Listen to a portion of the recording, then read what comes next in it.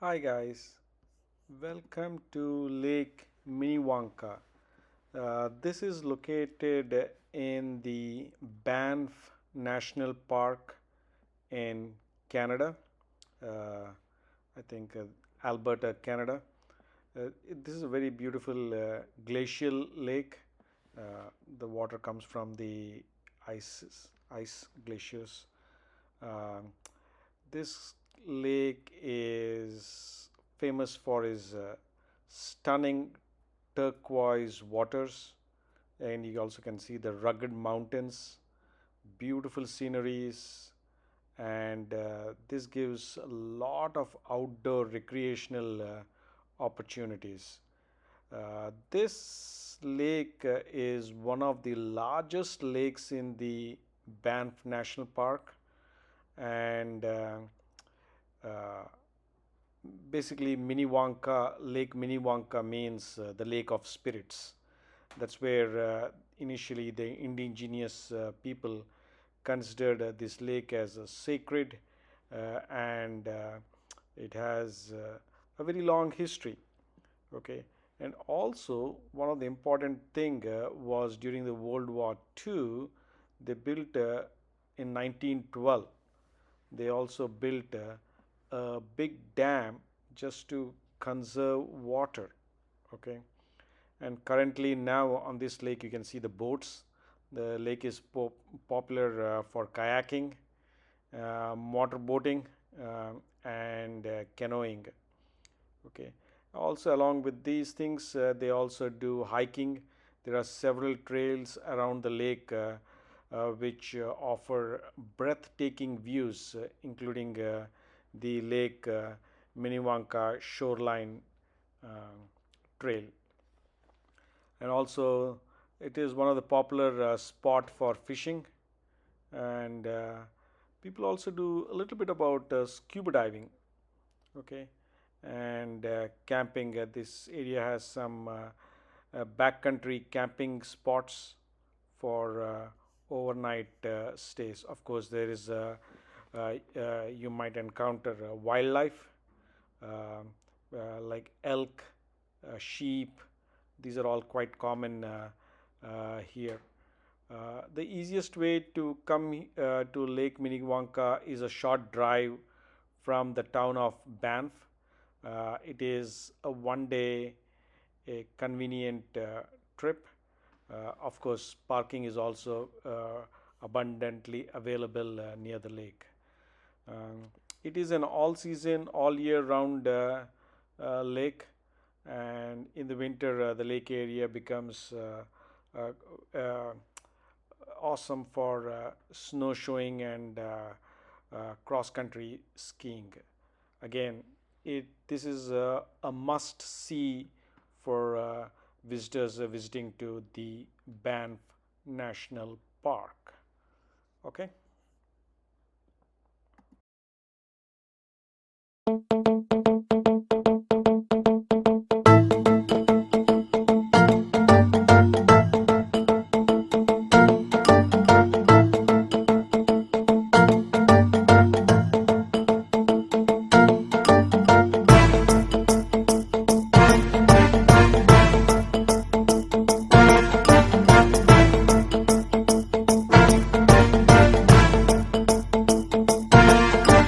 जटाटवीगलज्जलप्रवाहपावितस्तरे घरेवलम्ब्य लम्बिताम्बुजङ्गतुङ्गमालिकां ढमड्ढमड्ढमड्ढमन्निनादमड्ढमर्वयं चकार चण्डताण्डवं तनोतु न शिव शिवम्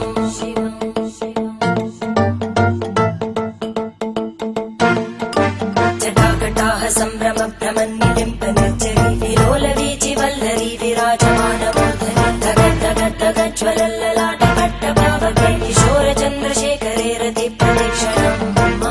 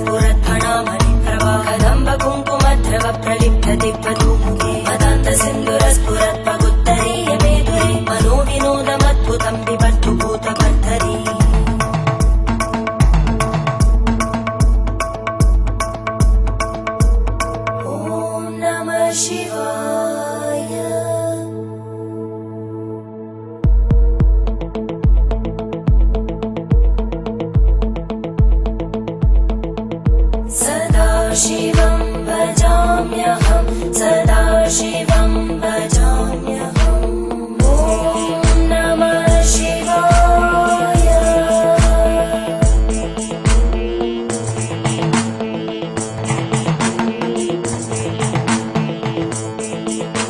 सहस्रलोचन प्रभृत्य शेषलेख शेखर प्रसूलधूलितोरणि विदूसराङ्घ्रिपीठ भुजङ्गराजमालया निबद्धजाटजूटक श्रियै चिराय जायतां चकोरबन्धुशेखर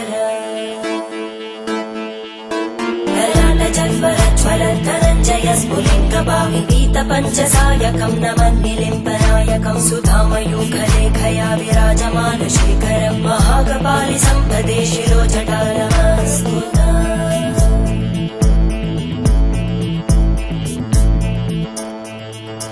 करालभालभट्टिका दगद्दगद्दगज्ज्वलद्धनञ्जयाहुतीकृत प्रचण्ड पञ्चसायके धराधरेन्द्रनन्दिनी कुचाग्रचित्रपत्रकार कल्पनैकशिल्पिनी त्रिलोचने रतिर्मम नवीनमेघमण्डली निरुद्ध दुर्धरस्फुरद्गूनिशीतिनी तमप्रबन्धबद्धकन्दर निलिम्पनिर्झरीधरस्तनोतु कृत्तिसिन्धुर कलानिधानबन्धुर श्रियं जगद्दुरन्दर।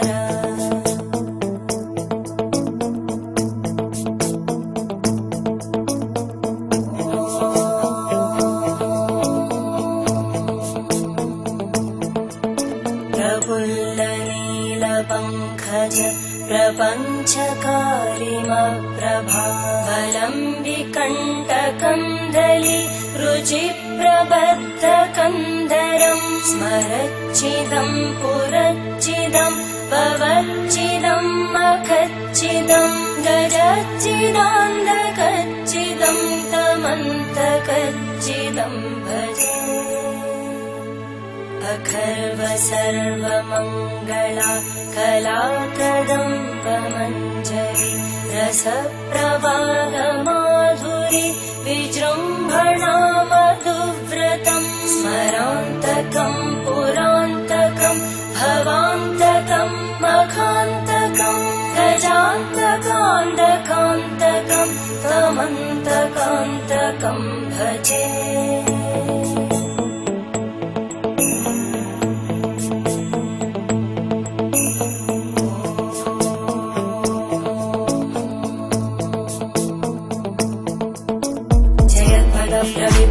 प्रभद्भुजङ्गमश्वस विनिर्गमत्क्रमस्फुरत्करालभालव्यभामिद्धिमिद्धिमिध्वनन् मृदङ्गतुङ्गमङ्गल ध्वनिक्रम प्रवर्तित प्रचण्डताण्डव शिव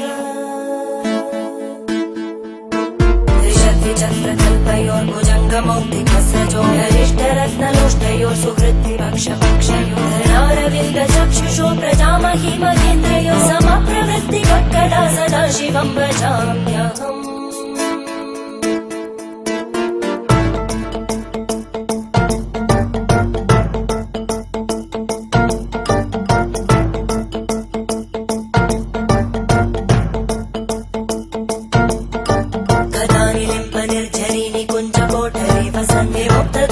सदा शिरस्तमञ्जलिं वहन्ति लोललोललोचनो ललामबाललग्नका शिवेति मन्त्रमुच्चरन् कदा सुखी भवाम्यहम्।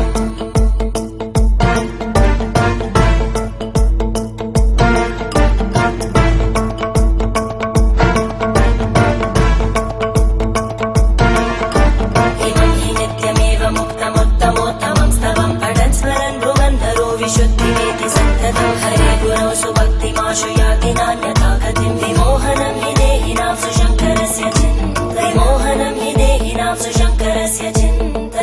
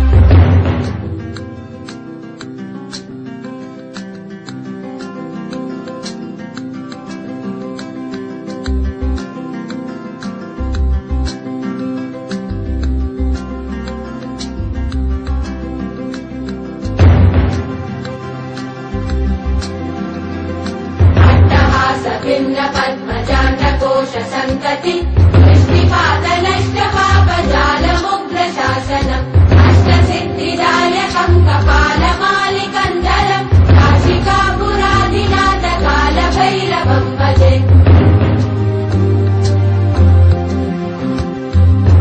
मूकसङ्गनायकम् विशालकीर्तिदायकम् काशीवासलोकपुण्यपापशोधकम् विभुम् नीतिमार्गकोविदम् पुरातनम् जगत्पतिम् काशिकापुराधिनाथ कालभैरवम् भजे कालभैरवाष्टकम् पठन्ति ये मनोहरम् ज्ञानमुक्तिसाधनम् विचित्रपुण्यवर्धनम् शोकमोहदैन्यलोककोपतापनाशनम् हे प्रयान्ति कालभैरवाङ्घ्रिसन्निधिम् ध्रुवम् काशिकापुराधिनाथ कालभैरवम् भजे काशिकापुराधिनाथ कालभैरवम् भजे कालभैरवम् भजे